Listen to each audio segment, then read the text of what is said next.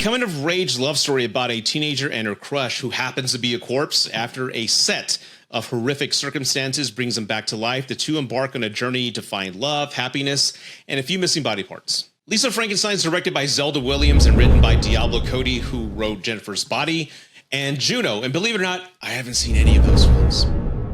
Sweet mother of God, what is the holdup? I know Jennifer's Body is like a cult classic now, and you know it's safe to say that this film is going to be joining that catalog, because this film has a distinct flavor and feel that you can tell right away it's going to have a cult following in the next few years to come.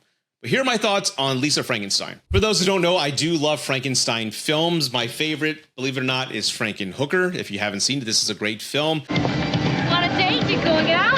No thanks. I'm on my way home, but thanks anyway. I also love the original Frankenstein, which I revisited like last year.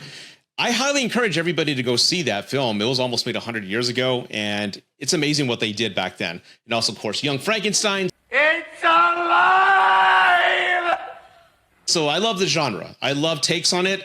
And this was very interesting. It was a very 80s feel to that genre. And of course, the director, before the movie started, she gave a quick speech via video saying, hey, this is my film, and these are the inspirations. She named Weird Science, a Rocky Horror Picture Show, The Bride of Frankenstein, and a few other films, especially Tim Burton films. And it's evident on the film. You can just tell that this film is just coated with inspiration. And there's a lot of sequences in the film that I loved, especially the opening credits, where it tells a non-verbal story of the corpse and what his life was like before he actually died. And it's tragic and sad. And I think that kind of, to me, set the tone for the film.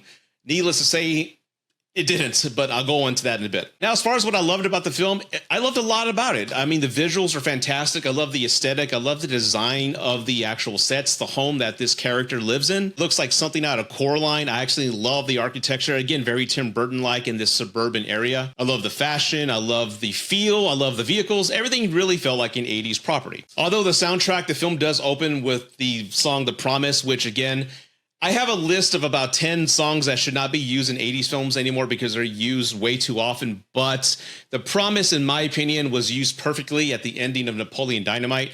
And it should no longer be used at all in any other films, because anytime I hear it, it reminds me of Napoleon Dynamite. So again, Napoleon Dynamite owns The Promise. We shouldn't use it anymore. But again, the soundtrack was great. The film definitely has a lot of charm to it. It's very campy with its humor.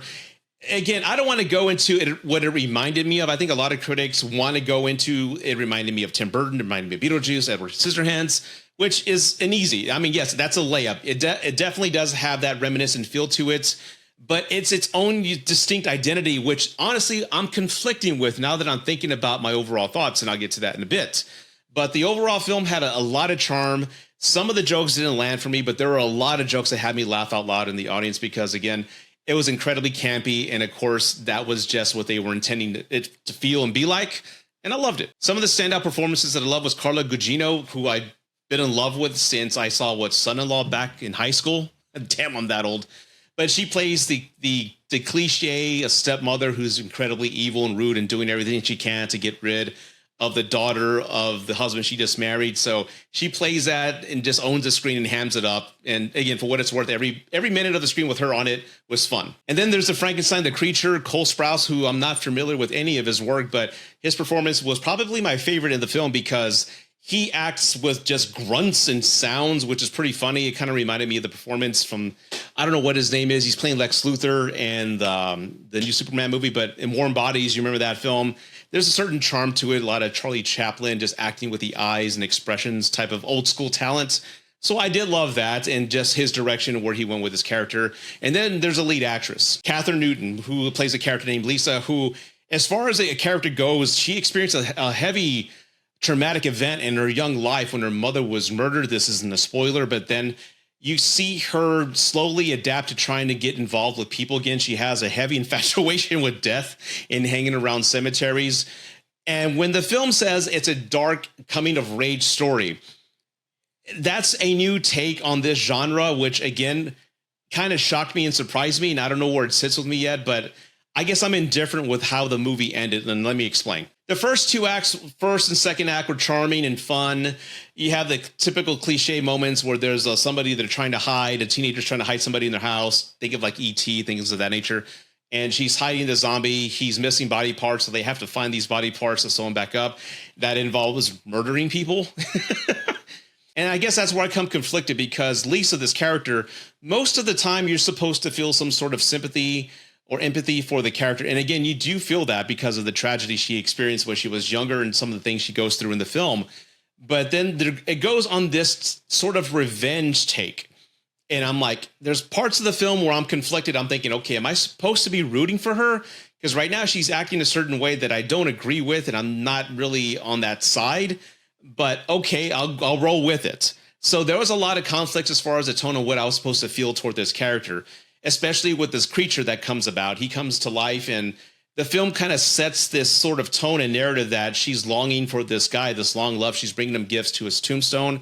He comes back to life, and all of a sudden she tells him, I wasn't hoping you'd come back. I didn't want you in my life. I just like the idea of you. And it breaks his heart and he cries. And I'm like, okay, where are we going with this? But there's a lot of turns in this film that are not very conventional. And I think, like everybody, you walk into a film with a certain amount of expectations and how a film's going to make you feel, like a Weird Science and all the other Tim Burton films that this film is inspired by. And when it doesn't make you feel that way, that doesn't necessarily mean it's bad.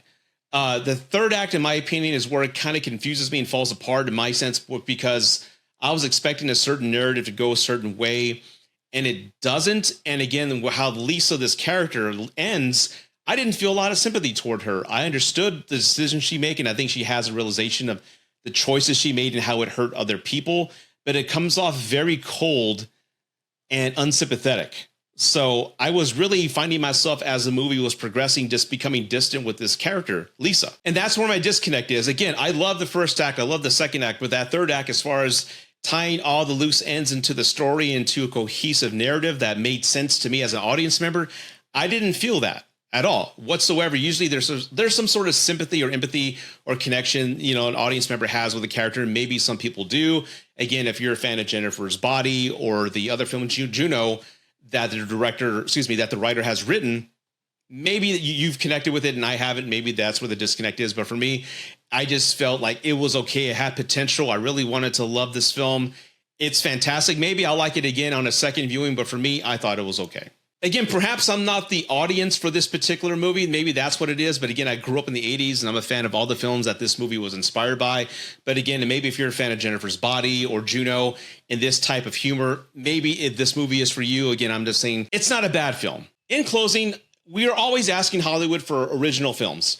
And this is an original film inspired by films that we love. And I think with me, my expectations got in the way of the film because, again, I was expecting it to be like the films that this movie was inspired by. And that wasn't the case. It went with an original take. So I'm saying now I may love this film or like it the more I see it. There's a lot of great things to like about it. I'm going to be honest. Everything's fantastic about it except for the writing and how that narrative ended in the third act, to be 100% transparent. So I'm curious what you think. If you've had the chance to see the film, I believe this only had a one-day release. It was released on Friday, and that's it. It's going to go to streaming. So if you've seen it, let me know what you think. If you're going to see it, I'd love to hear your thoughts. Again, thank you for watching. Please subscribe if you haven't done so already. And I'll see you next time. Peace.